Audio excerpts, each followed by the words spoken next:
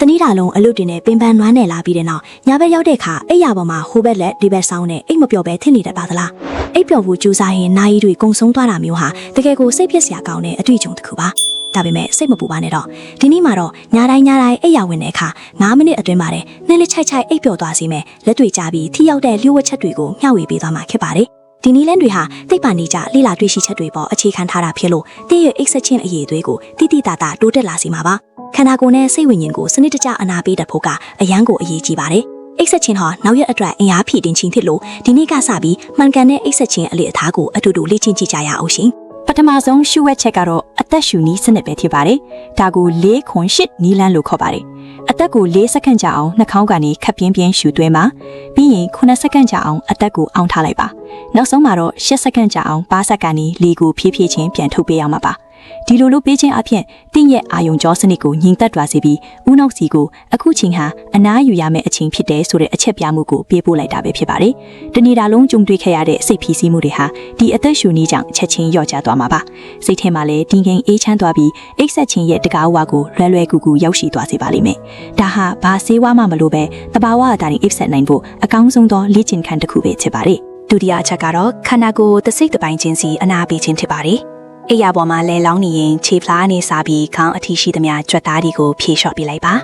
အများအဖြစ်ကျမတို့ဟာမတိစိတ်ကနေပခုံးနေမေယိုးနေနဲ့မျက်ခုံးတွေကိုတင်ထားတတ်ကြပါတယ်အဲ့ဒီတင်အားနေကိုရှော့ချလိုက်တဲ့အခါခန္ဓာကိုယ်ကပေါ့ပါသွားပြီးအိပ်ပျော်ဖို့ပုံမူလွယ်ကူလာပါတယ်နောက်ထပ်အေးရေးကြီးတဲ့ရှုပ်ဝက်ချက်တစ်ခုကတော့အိယာဝင်ခါနီ9မိနစ်မှာမနေ့ပြန်လောက်ရမယ့်အလုပ်တွေကိုကြိုတင်တွေးတော်နေတာမျိုးကိုရပ်တန့်ဖို့ပါပဲအဲ့ဒီအစားသင်ကိုစိတ်ချမ်းသာစေမယ့်အရာတစ်ခုခုဒါမှမဟုတ်ထားရတဲ့အနေအထားတစ်ခုခုကိုစိတ်ကူးယဉ်ကြည့်ပါ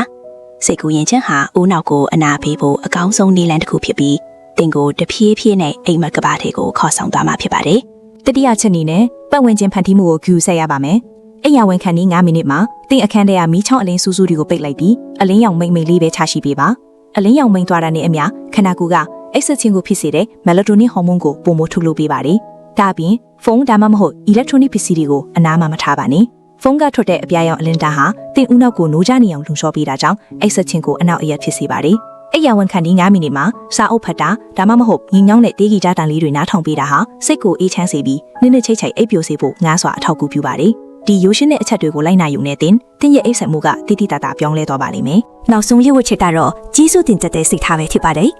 အေယာဝင်ခါနီ9မိနစ်မှာဒီနေ့တနေ့တာအတွင်းတင်ကြုံတွေ့ခဲ့ရတဲ့ကောင်းမွန်တဲ့အရာ3ခုကိုပြန်တွေးပြီးကျေးဇူးတင်စကားပြောကြည့်ပါ။ဒါဟာတင်ရဲ့စိတ်ကိုအပြူတပိုးဆောင်တဲ့ဘက်ကိုပို့ဆောင်ပေးပြီးစူးရင်ပူပန်မှုလေးကိုဖျောက်ကွယ်သွားစေပါတယ်။စိတ်အေးချမ်းမှုရှိမှသာအိပ်ဆက်ခြင်းကလည်းအရည်အသွေးပြည့်ဝမှာဖြစ်ပါတယ်။အခုပြောပြခဲ့တဲ့နည်းလမ်းတွေဟာအချိန်အများကြီးဖေးစရာမလိုပဲ9မိနစ်အတွင်းမှာတင်ပြုလုပ်နိုင်တဲ့အရာတွေဖြစ်ပါတယ်။ဒီနေ့ညကစပြီးဒီအလေးထားလေးတွေကိုပုံမှန်ပြုလုပ်သွားမယ်ဆိုရင်တင်ဟာမနစ်ခင်မှာလန်းဆန်းတက်ကြွစွာနိုးထလာနိုင်မှာဖြစ်တယ်လို့ပုံမူကျန်းမှာပျော်ရွှင်တဲ့ဘဝကိုပိုင်ဆိုင်လာမှာအသေးချပါတယ်